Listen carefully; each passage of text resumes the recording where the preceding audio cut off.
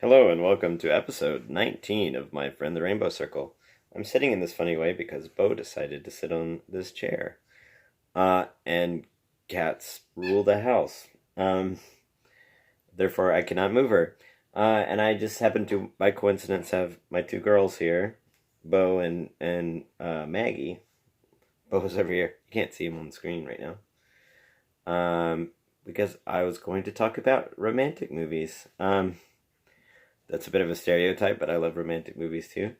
But they're a great example to look at for schema, which seems to be all I really talk about. But I think really the science of storytelling should be the science of schema. There's so many misconceptions about how stories work based around the whole misconception or misunderstanding of schema, or the failure to really look into how they work as part of storytelling.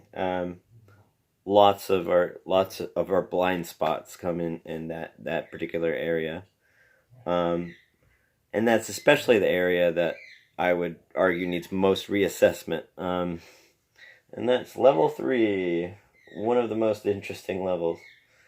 I had started wanting to talk about the hero's journey, which is another really fascinating example of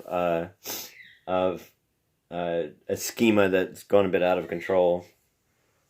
But I've been listening to Ready Player One with my son, as I mentioned in a previous episode. There's a reference to Say Anything. There's a lot of references to things like Excalibur. There's a great hero's journey example there. But there's an extended reference to Say Anything. Which, from my personal opinion, is the greatest of the 80s romantic movies. And arguably it's one that will last a bit longer. Arguably, there is a case you can make for Pretty in Pink. There's a case you can make for Dirty Dancing. And Dirty Dancing is, no, I don't think there are any references to those in Ready Player One, but Dirty Dancing has an interesting... Oh, here comes Bo. She's no longer my cushion. I can lean back up. Dirty Dancing, there's an interesting layering effect when looking at that, because it's nostalgia for the 80s, wrapped in nostalgia for the 50s. But that just reminded me of just how great an example of schema and micro-schema and schema within schema Dirty Dancing really presents. One of my favorite examples of really micro-schema, and just looking how they work. And schema is any sort of internal organizing system that doesn't have to have any sort of relationship outside of the story. It really just only has to exist inside of the story. And you can look at genre as a schema. So if you look at the genre of romantic movies, you can even narrow that down to 80s romantic movies, and there's some certain patterns that show up over and over again. But you can even look at... What are you barking at? he just barks randomly. He wants to talk about romantic movies too. Break that stereotype. It's just me and the girls. You can come talk about romantic movies too. Boys can like romantic movies. I think that's what he's barking about. What are you barking about? So, Dirty Dancing. One of my favorite examples of microschema. What are you barking about? You want me to pay attention to you? Is that what it is? Okay, I'll pay attention to all the animals simultaneously, I swear. But Dirty Dancing is one of my favorite microschema. And it connects to a cognitive bias. I've been talking about cognitive biases, and I think that's a perfect thing to talk about with storytelling, and usually they're used in terms of marketing or politics or what have you, but it's still the same forces that come into play with storytelling. And I talked about anchoring bias. So, a lot of schema really depends on anchoring bias. And the brilliant micro-schema example in Dirty Dancing, a lot of that has to do with anchoring bias. But another bias that goes hand in hand with that I I like to call completion bias. Bo was in danger of knocking the phone over. I like to go completion bias. There might be another name for it. I'm not as familiar with all of these, so completion bias is as good as any. But the microschema is the lift. If you want a really basic example of how you can build a story out of very, very minimal components. You have Johnny who's teaching Baby to dance. What are you barking about? Hush, hush. Johnny's teaching Baby to dance. She's having trouble. Hi. Okay, there we go. She's having trouble doing the lift. You want me to try to do the lift with you? You're a big boy, but I could do the lift. I could do the lift. You gotta run. You gotta run at me. You gotta run at me, and then I lift you up like this. I lift you up. That's how it works. You gotta... Why are you barking? Get down, crazy dog. Okay. You hush. Oh, you hush. You hush. I'm trying to talk. You barking at Maggie. You hush. Okay, so... The lift. The lift. You don't want me to talk about Dirty Dancing. Do you not want me to talk about Dirty Dancing? I will kick you out of this room if you can't hush your mouth. He's biting me. He's just biting me. He's just going crazy. It's that time of night to go crazy. Okay. So the lift is a perfect example because it's such a mundane thing. But Johnny's teaching Baby how to dance. If you guys are just gonna fight, you gotta leave. This is not what I'm doing right now. I'm gonna put my hand in the middle of a dog fight. Stop. Stop. You maniacs, why are you going crazy? You just pick right now to go crazy. Why are you going crazy? You wanna leave this room? You wanna leave this room? Hush. So... What? What? Okay, you want me to just pay attention to you and nothing else? Okay. This is a very minor goal that I'm trying to reach, and it's taking me all these obstacles to reach this very minor goal. Perfect example. So Johnny's teaching Baby to dance. This has been triggering the barking before. Why does that make you bark? You don't want me to talk about Johnny teaching Baby to dance? Is it the word dance? Dance? Dance. Baby. Johnny. Johnny teaching Baby to dance. Why is that making you bark? I won't say that again. I swear. I swear. I'm not going to say it again. I'm not going to say it again. You got to hush. Weird. Weird little dog.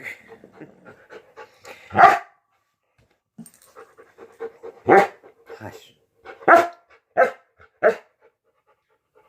Okay. So anyway, there's this very small scale obstacle. I'm just going to talk over his barking. There's this very small scale obstacle, and just with any dance movie, it would just be a mundane goal. But they set it, the anchoring bias is just they set up that it's really this relatively minor thing is just really difficult for Baby. That's just a small part of the schema.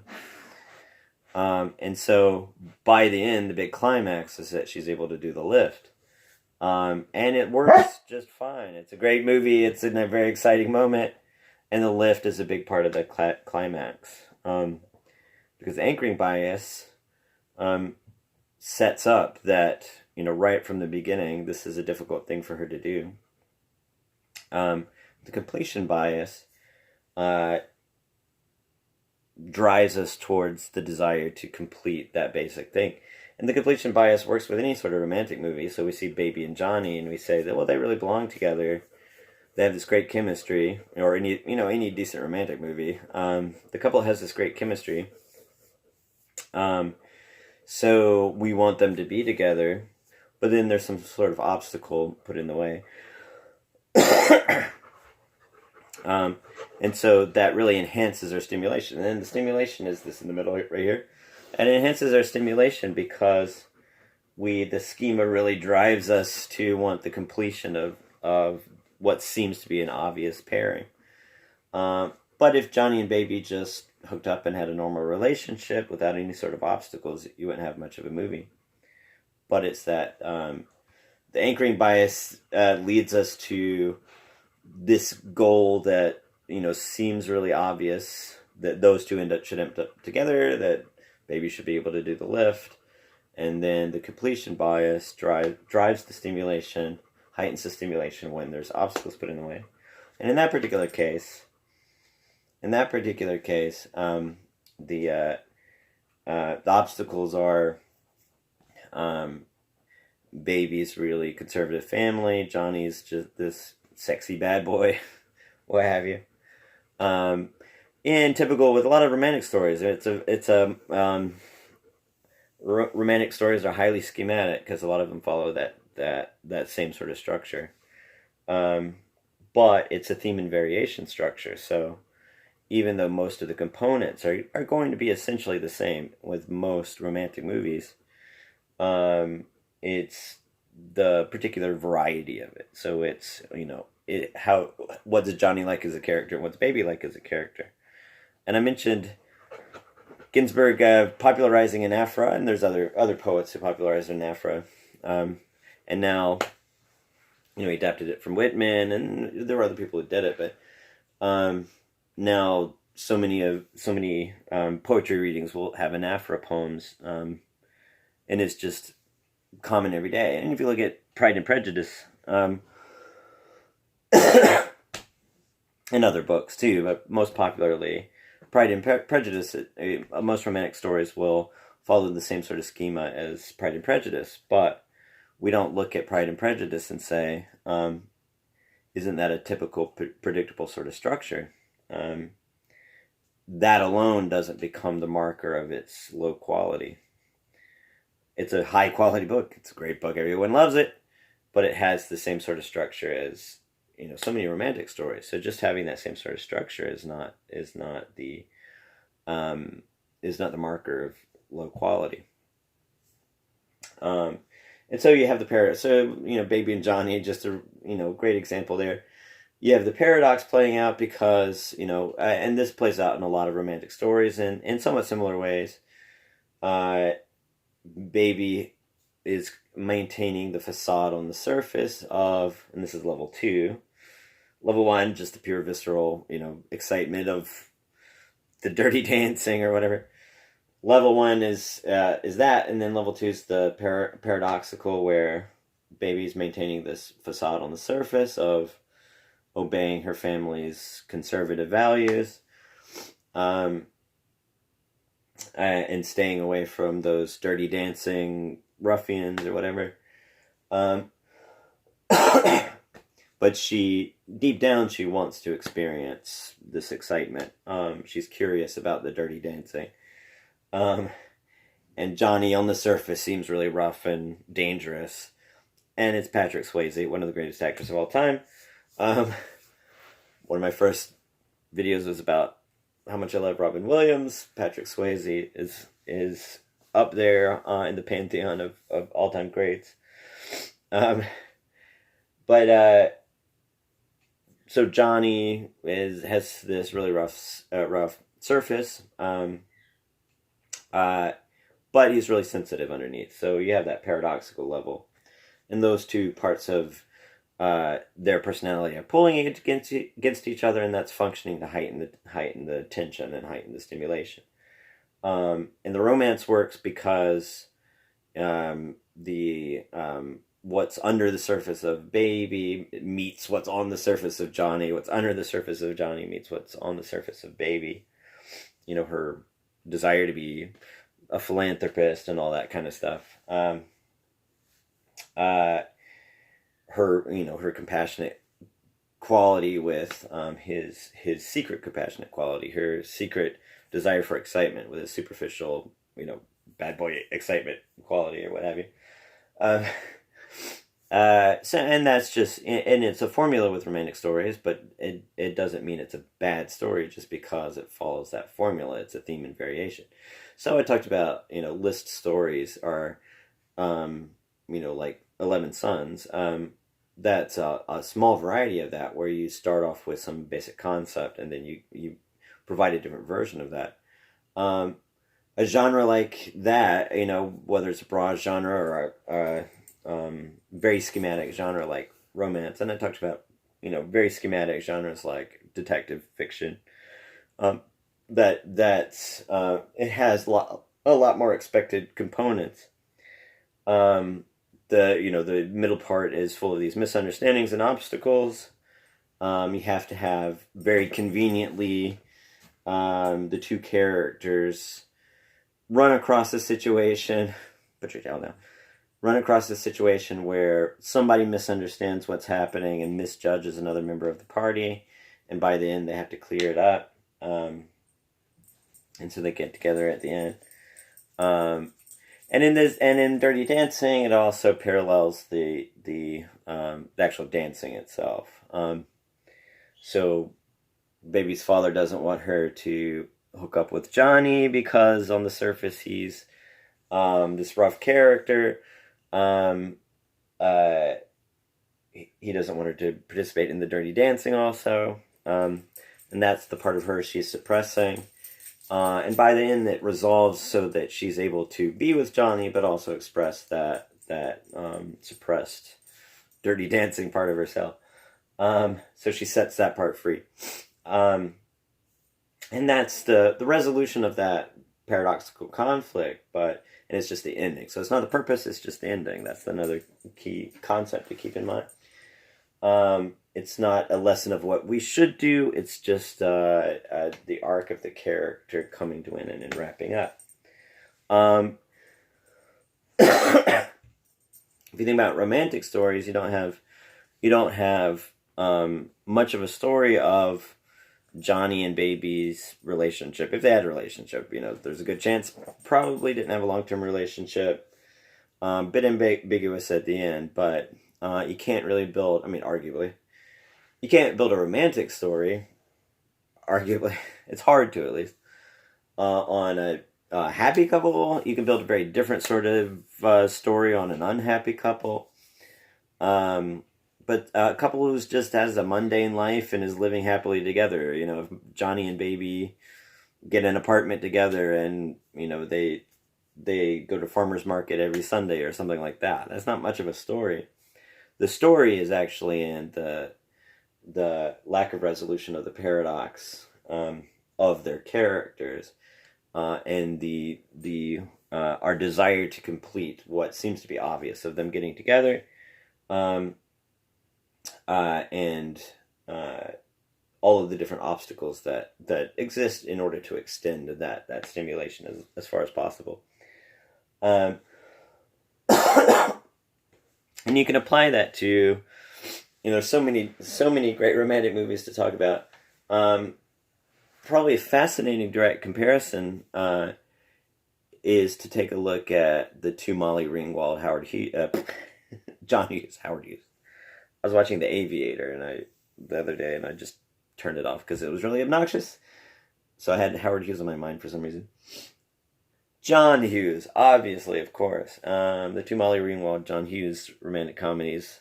Not counting The Breakfast Club, which has a very different structure, for sure. 16 Candles and Pretty in Pink. Pretty in Pink, clearly being, subjectively, clearly being the superior of the two. And that's another sort of thought experiment that you can give, and I'll take a look at the Mogon in just a second, but and the Mogon's always a good way, arguably, always a good way to assess what is actually legitimately good about something. So, if you think about why is The Birds better than Birdemic, and honestly think about what genuinely could function as a universal claim there, you can look at something like something a bit closer in quality, like 16 Candles and Pretty in Pink. And you could say, the plot's very similar and a lot of the characters are very similar. But you can look at, what is Molly Ringwald's character's complication in 16 Candles, which is the one that came first. And her complication is just everybody forgot about her. That's one of the main things, and nobody really understands her. And that's a lower level sort of a schema. If you talk about what is her actual problem at the beginning, it's just everybody forgot her birthday. Because of this wedding, because there are other legitimately important things happening. So what is her paradox? Her desire to be affirmed as a human being, by someone else, and truly understood, and being in love with this, being in love with this beautiful man, and being jealous of all these other girls, and all these, a lot of things that are low stakes sort of complications, and that's totally fine for a John Hughes teen movie. There's nothing wrong with that. But if you look at the guy she's in love with, Jake, I think it's that one. It's Sam and Jake. It's Sam and Jake in 16. I get them all mixed up, but Sam and Jake in 16 Candles. And Andie and Blaine in Pretty in Pink. They're fantastic movies. 16 Candles doesn't quite hold up, but they're still fun in ways. Pretty in Pink definitely holds up, but not 16 Candles, arguably. But the complication that really drives you to feel for I was about to say Andie, hold on. Feel for Sam. There you go. The complication that drives you to feel for Sam is that desire for some sort of validation or recognition. I was talking about this with Alice. Sam is kind of, or I was talking about Alice in Wonderland in class. Sam is kind of an Alice type of character in that she wants validation from others, and she wants to be treated as an adult, but she also wants to maintain a lot of really childlike things at the same time. She wants her individuality, but she wants people not to judge her superficially, but she also is judging Jake superficially and falling in love with him based on how beautiful he is. And all these different things. So she has that sort of Alice-like quality of being pulled both ways in terms of, of hanging on to childlike qualities, but also wanting to be treated as an adult, wanting her privacy, but also wanting her validation from others, and all these back and forth sort of push and pull. And the interesting role of Anthony Michael Hall in that particular case, especially in comparison to Duckie and Pretty in Pink. Anthony Michael Hall is pretty reprehensible. There's not a whole lot to his character, except just to be really a reprehensible character. And she rejects him constantly, but why wouldn't she?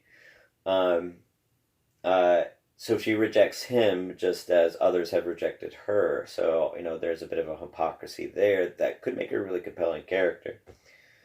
But I think 16 Candles suffers in comparison to the much more complicated character of Andie in Pretty in Pink.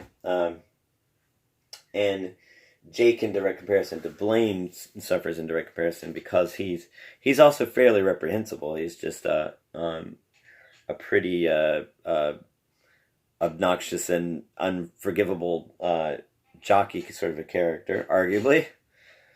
So you have that sort of dynamic of essentially, fantasy fulfillment more so. I mean, in that when it especially is more fantasy fulfillment than anything else, where the Molly Ringwald character, she doesn't have the same sort of complications as Baby, whose conservative family is keeping her from pursuing this excitement of dirty dancing.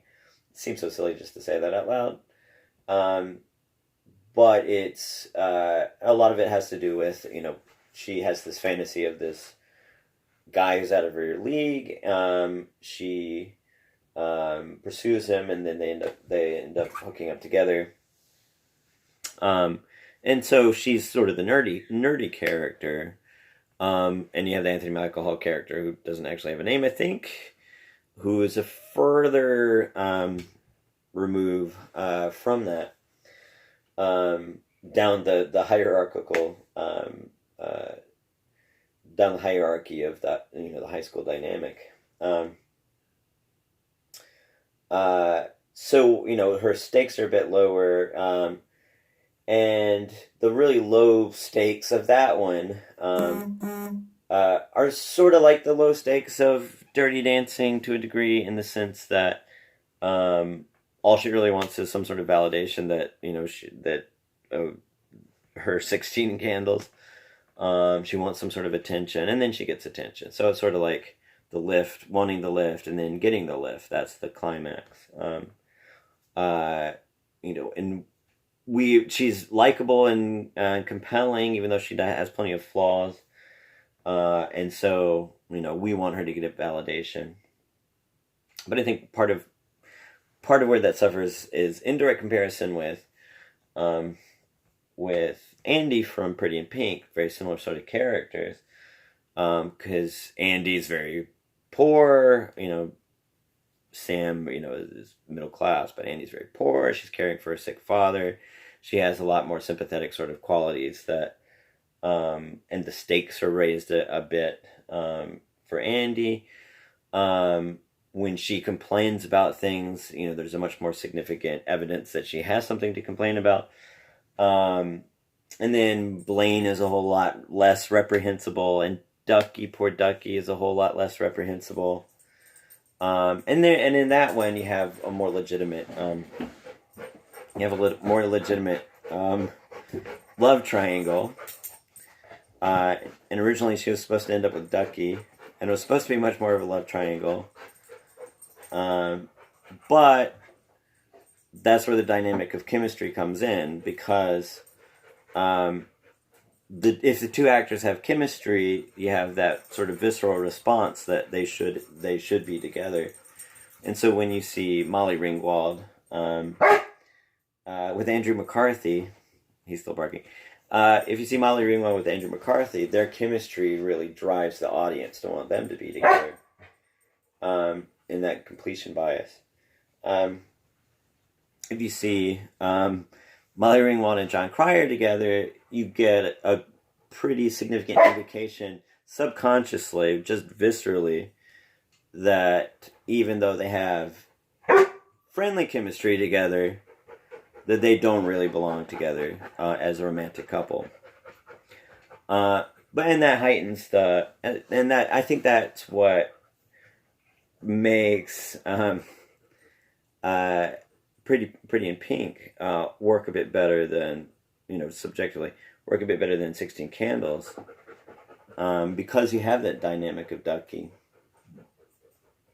who you could conceivably, you have, the way the love triangle works is you could conceivably see the main character with, either one of the guys. So it takes what is already a dynamic sort of viscerally resonant complication, and it ramps it up to a different level of complication. And it's also become a formula. I would say when formulas become a problem, it's because of the threshold of familiarity. And this is what I talked about last time. Threshold of familiarity. If something is really unfamiliar, and it's entirely subjective, whichever part of that spectrum that you land on. If something is really unfamiliar, a lot of people will reject it because it's too stimulating, and it short circuits our ability to actually be stimulated by it, and we reject it. So if it's too unfamiliar and too stimulating, the other end of the circle will pull us away from that and automatically resist being stimulated by it. But also, if it's too familiar, it's getting too close to the destimulating end of the spectrum. Because the destimulating force craves familiarity and mechanical repetition. So if repetition of a formula gets too mechanical, then it's going too far in the destimulating end of the spectrum. So you have things like 16 Candles and Pretty in Pink, very, very similar plot structure, but the way they pan out is radically different. But you have, if you read enough romantic stories, romantic novels, what have you, whether it's YA teen romance or it's, full-fledged romance novels, you have the formula of the romantic triangle. If you read it enough times, your sense of it gets dulled, because, this is the dulled senses. The sense of it gets dulled because you've seen it so many times. But it is a basic structure in a story that has a tremendous amount of dynamic capacity, and this is why people use it all the time. It has a tremendous amount of dynamic capacity to create a complicated sort of visceral impact, because you have that chemistry between one couple. You have this chemistry between one couple, and you have that desire to complete, whatever it is you want to complete. If you have that one line between, two things that would create the completion that you crave from the beginning situation. Once you add a third one in there, not only do you want the circuits to go together, you could conceivably see, the character going a different direction, and it would be fine. So you have that with, you definitely don't have that with 16 Candles. There's really no chemistry with Molly Ringwald and Anthony Michael Hall, really, in that one. But there's certainly a chemistry with Andie and Duckie. And you have the very tragic scene, one of the best scenes in teen romance movies. Try a Little Tenderness, of course, which is a really tragic, sad scene, because Duckie is so desperate for Andie's attention. Duckie is sort of the Sam in this movie. Andie has a lot of other things to deal with, like taking care of her father, the brilliant and amazing Henry Dean Stanton, poverty, all this other sort of stuff. Being in love with Blaine is almost this escapist fantasy, similar sort of dynamic. The escapist fantasy of being in love with this, good-looking guy or what have you. Different dynamic in 16 Candles, because what is she escaping from? Just nobody paying attention to her, basically. Whereas heightened misery in Pretty in Pink. There's all kinds of things that are really dark and miserable about Andie's life. Duckie has this dark and miserable experience of being in love with Andie and having no sort of reciprocation from her, and he's so desperate. And the Try a Little Tenderness is such a great scene, that, super visceral scene, because he recognizes that there's the situation that he thinks the ideal completion would be, and here's Spike, fully prepared to talk about romantic movies, and Maggie's gonna knock over the easel. Don't knock over the easel, please. Excuse me, goodness. Duckie, he's so desperate to complete this thing that part of us really wants to happen. Stop. Could you not destroy things?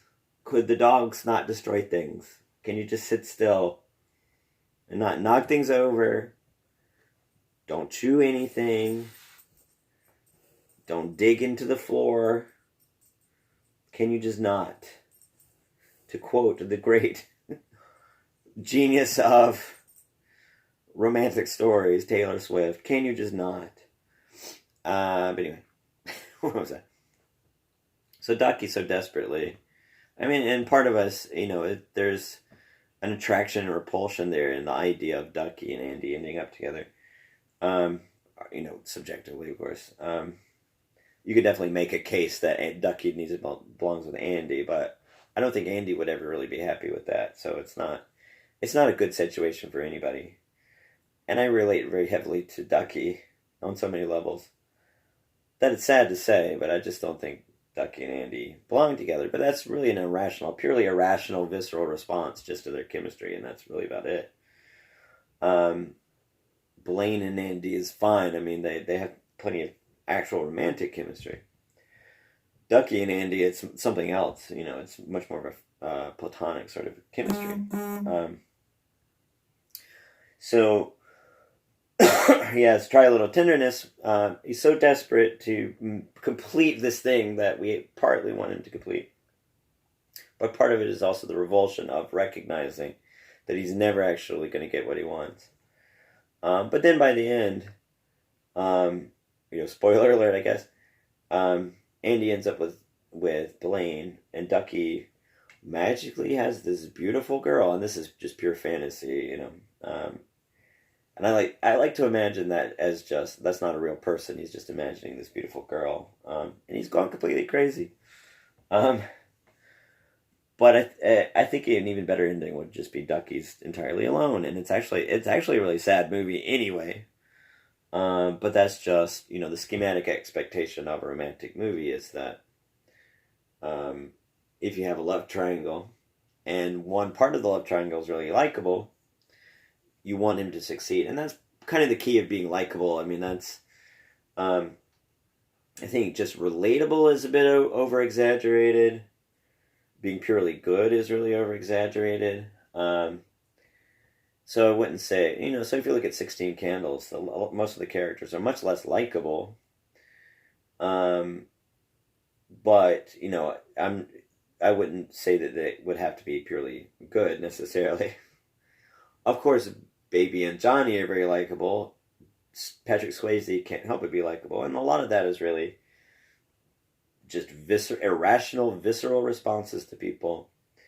No matter how many bad things that Johnny does, he doesn't do that many really bad things, but he's always going to be likable, and a lot of that is just irrational, visceral response to just, nonverbal things about somebody. Patrick Swayze can't help it. That should be the title of the episode. Patrick Swayze can't help it. And, in 16 Candles, as extremely likable as Molly Ringwald is, that's one of her least likable performances.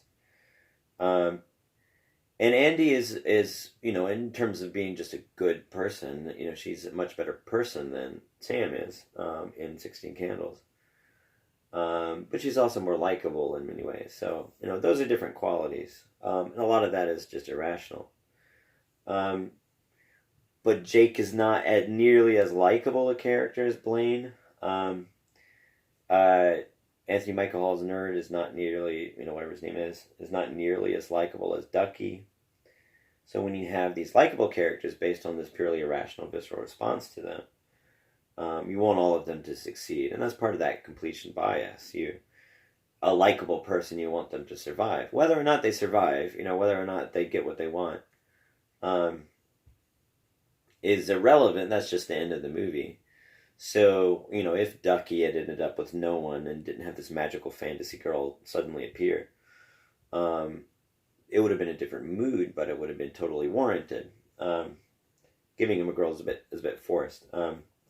This fan service, you might call it, this very likable character gets girl at least, by the end. And that's not to mention just how racist 16 Candles is. That's another problem. I love Molly Ringwald, and so I'll watch her in anything. But it is a movie that has not aged really well at all for many reasons. Unlike arguably Pretty in Pink, ages better, even though there's like computer things in there that don't age really well. And that's something I talked about with Ready Player One. A lot of the stimulation of Ready Player One comes from nostalgia. So a lot of the stimulation from watching any of these movies comes partly from nostalgia, and Dirty Dancing has that double layer of nostalgia. For anyone who remembers the 50s, I guess. and nostalgia has a limited sort of stimulation. It's a short-term stimulator. It's a short spike. Spike. It's a short spike. It's a short spike of stimulation. And that's the thing about Ready Player One, which I would say, there's plenty within the structure of Pretty in Pink that it will age just fine. But 16 Candles arguably won't age quite as well. Because a lot of it is very 80s, and the significance of it, animal eruption there, the significance of it might not translate, or once the nostalgia wears off, it might not translate.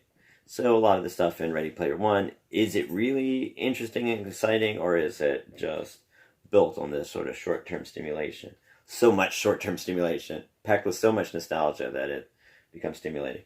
But I mean, it's just on the sidetrack with the Ready Player One. It's doing a fine job. As I said, the prose is ugly. It's still ugly prose. I'm most of the way through it now. But my son loves it. Who am I to say that it's objectively ugly prose? And it's pretty good with the suspense. So I'm looking at the positives of it. Trying not to get bothered too much by the ugly prose. But the suspense is working really well. And that's a real basic example of that completion bias. You set up right from the beginning. There's this egg that we need to find. Wade is a likable character. We want him to succeed, and Artemis and H and all them are likable characters. We want them to succeed. So it ramps up the stimulation, the visceral stimulation, that we have this unfulfilled thing that we want them to do. And then there's these different obstacles, these different small steps to get to that goal. And that's as I said, the hero's journey is a schema like that, very much like that. And so Say Anything, there you go. Say Anything, I think, is one of the best, but it's hard to call it a romantic comedy. There's plenty of comedic things in it, whereas Pretty in Pink and 16 Candles are definitely comedies. Dirty Dancing is not really a comedy. It's much more of a romantic drama than anything else. And you have Lloyd Dobler, the John Cusack character, standing in for the Molly Ringwald, as this nerdy sort of outcast character. He has this ideal of this girl. In this case, it's the girl who's top of the class is Diane Court, Ione Skye, the girl who's top of the class. He thinks that he has this low self-esteem, and he thinks that he can never get the girl who's top of this class, and he takes a chance. Turns out she's really kind, she's good-hearted, all this different stuff. So the obstacle is that her father is a con artist. So it's the characters in that case are a lot more layered. You have they're definitely likable, but you have a lot more complexity to it's easy to like Andie because she's very philanthropic. It's easy to like Diane just on the other side of that because she's so kind and open-hearted and sweethearted and all that sort of stuff. But there's a lot more nuance to it, for Lloyd, especially, because there are, plenty of flaws in his character that make the visceral stimulation a lot more complicated, and a lot more layered, and a lot more paradoxes going on with Lloyd. The low self-esteem, and that's the starting condition. Is Bo was about to eat my rainbow circle. He doesn't believe in himself, and he takes this chance, and that helps him gain his confidence. And it turns out Diane doesn't have perfect confidence, even though she's really good at pretty much everything. She struggles with her confidence, and she struggles with her responsibility to her father. So there are much heavier sort of themes, and like with Pretty in Pink, there are heavier sort of themes of responsibility, and it's not your expected formulaic sort of complications. Like Dirty Dancing, you have that sort of formula shows up constantly, whereas you don't have the formula of the girl whose father is a con artist and she has to take care of him, and that's not quite as much of a formula as the good girl from a good family is in love with the bad boy, from the other side of the tracks or whatever. That is definitely a much more formulaic sort of complication. I think my phone is about to crack out, so let me look at the Mogon. The way the Mogon works, and Mogon's just the name I have for it. If you think about, opinion has been accidentally erased, interestingly. If you think about universal good, the way formulas tend to work, and you see this like with the hero's journey, it seems to accidentally function as a universal good because it shows up so frequently. So if you think about something like, and I would say one of the universals that becomes problematic and shows up a lot is the whole idea of the human condition. I could do a whole video just about how much I hate that term. But in simple terms, if you look at like characters like Andie or Lloyd, who are sort of nerdy outcasts, sometimes the response is that Lloyd stands in for all of us because we've all had that experience of being in love with the girl who's out of her reach or the boy who's out of her reach or what have you. And that's a false universal good. That's something that, I don't know which, let's say dream. That'll be a dream. Dream of being with the perfect girl or what have you. Dream a Little Dream. There's an amazing movie, but very different from the formula in every way. One of the most underrated 80s romantic movies, Dream a Little Dream. But let's say, the universal good is that we're all this nerdy kid who dreams of this perfect love interest who is out of her reach. That's easily falsifiable because even in the formula of the romantic movie, you don't have that sort of universal, can you really say that's baby? She's not dreaming of this, and you look at the couple, you could say the couple is always the same because the main character is dreaming of this person that he or she, all those movies, 3 of them are she and 1 of them is he, but they're all dreaming of somebody out of their league. Let's say this is Happy New Year. But, in all of those cases, the person that they're dreaming of is quite different. So if you look at Johnny is a bad boy from the other side of the tracks, Jake and Blaine are both, sort of jockey, good-looking guys, and all of them sort of had the surface level, coldness, but they have the heart of gold and what have you.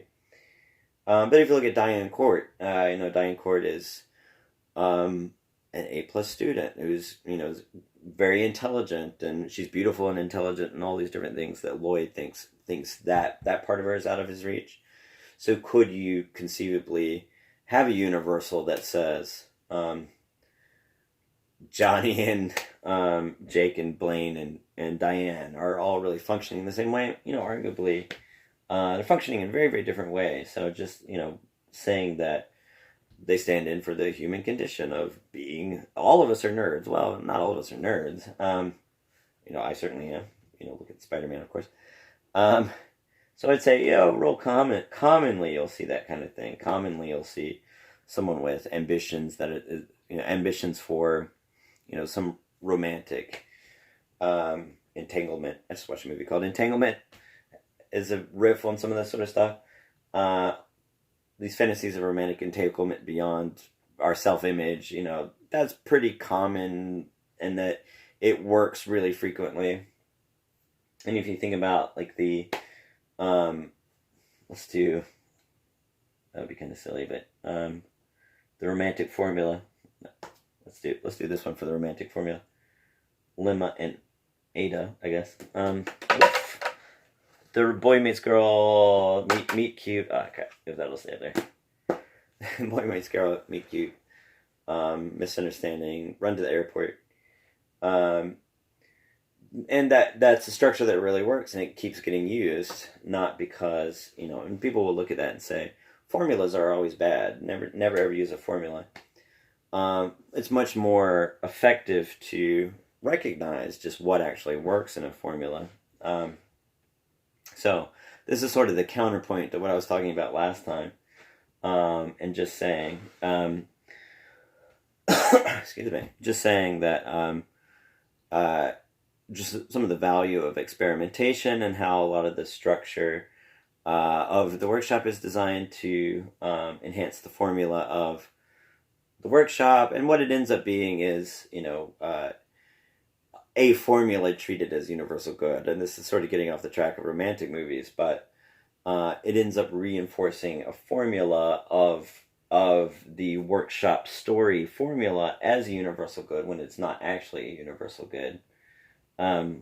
Let's call it summer, because I don't like summer, and I don't like the workshop formula. But it's taking a lot of the sort of structural things that you see just commonly, and it's saying it's as formulaic as a romantic movie, and saying, here's what a good story should be. A good story should have a consistent POV. A good story should be show don't tell. It should be realistic, and there's definitely a reinforcement of the value of realism within the essential structure of the workshop. It's it has all of these different essential qualities. There should be name any sort of rule, and it ends up becoming a formula treated as a universal good. So you would certainly never treat the romantic comedy from the 80s or romantic movie from the 80s as a universal good. It's just, you put it down here side by side with any genre. So literary fiction, quote unquote literary fiction that comes from workshops, is a genre like any other genre, and there's nothing wrong with that. It is a tool that you can use, and it's a really effective tool that you can use. The romantic formula worked for Jane Austen, it worked for John Hughes, it worked for Cameron Crowe, it worked for all the different people that used it really, really effectively. So I would say, literary fiction that comes out of workshops is a formulaic structure. I don't personally like it and don't want to write like that. I'm more interested in experimental structures, just on the purely subjective level. But it is an option. I like, if I said list stories, I don't know which magnet I could use for list stories. Let's say autumn. I love autumn a lot more than summer. But list stories are kind of idiosyncratic experimental structure. I love them. I love to use them. And that's highly personal. I wouldn't expect everybody to really effectively use them or be interested in them. But the genre of the workshopped literary fiction story is a genre as much as anything else. The romantic story is a genre. It is a formula, and it can work because theme and variation, if you have a structure that you use and you're able to provide enough original within that structure, it works just fine. You can't elevate that to a universal good or a universal bad. And I think that's about all we have for tonight, ladies and gentlemen. And I will wrap it up for today and say, go watch Dream a Little Dream. It's one of the most underrated 80s movies. I wish I had a DVD of that, actually. That I got. Here's Molly Ringwald. I've shown this one 3 times, but there's Molly Ringwald in Space Hunter: Adventures in the Forbidden Zone. I really need to talk about this movie, because I do love it. That's definitely a bottom of the Mogan thing. Very few other people love Space Hunter as much as I do. But speaking of nerds that are very much like Duckie, you can see how I'm very much like Duckie. But I'll wrap it up for today. See you on the next episode.